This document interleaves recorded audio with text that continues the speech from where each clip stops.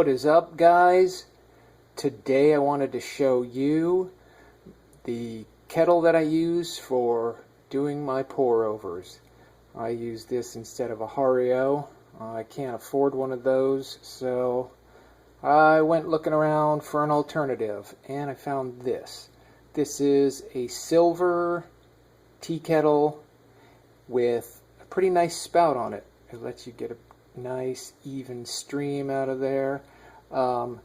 It's got pretty little claw feet on it, and it's got a round bottom too, so there are no real seams to this thing to where water's going to get trapped or it's going to start leaking.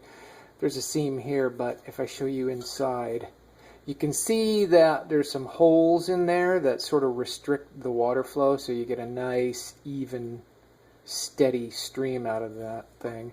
The lid on it, as you can see, is hinged, so there's no worry about the lid falling off or coming off or anything like that. I've read some reviews on the Harios where the lid might be a little loose and you'll have to hold it and possibly burn your fingers, so that's not even an issue with this thing. Now, yes, it's got a little bit of patina on it, and I could polish it up, but I actually think it adds to the character of it. So I don't remove it. Besides, it would probably return within a couple of weeks, so I just leave it as is. The handle is designed really nicely too. It balances really well, and this here, it allows your thumb, you can kind of put some pressure forward, take some pressure back. So it balances really nice when you're pouring too. It doesn't take much. You just need to tip it a little bit, and you get a nice even stream. And I'm guessing this here is ceramic that's designed to keep the handle a little bit cooler than the rest of the body, so the handle doesn't get too hot. Overall, I like this. I wanted to weigh this for you guys too, so that you can see. It's I looked it up online.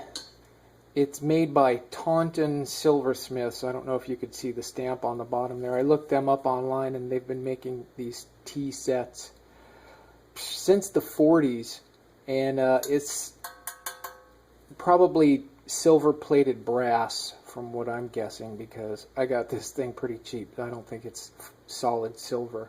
Anyway, let me see. It weighs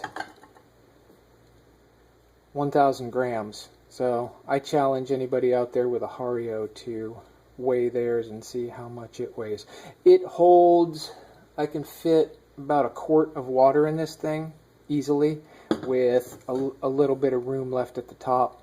So it's, I don't know, maybe a liter, but I think if you fill it up too high, it will start coming out the top. But like I said, it pours really nicely. It was inexpensive and is designed very well. So overall, I like it. Now, you can't heat in it because it's got a round bottom, so it's not going to make contact with a burner. I'm sure if you wanted to, in a pinch, if you really needed to, you could get some kind of a propane torch or something and do it that way. But normally I'll just heat in my electric kettle and transfer it to this, which was what I was pouring with originally, my electric kettle. But those are a little bit cumbersome to pour from. It's doable, but not as nice as this is. I really like this. Just this came in handy. So that's why I wanted to show it to you guys, in case you are a little bit leery of the quality of the Harios, and I've read online that you could get a counterfeit or that they'll start to leak, things like that.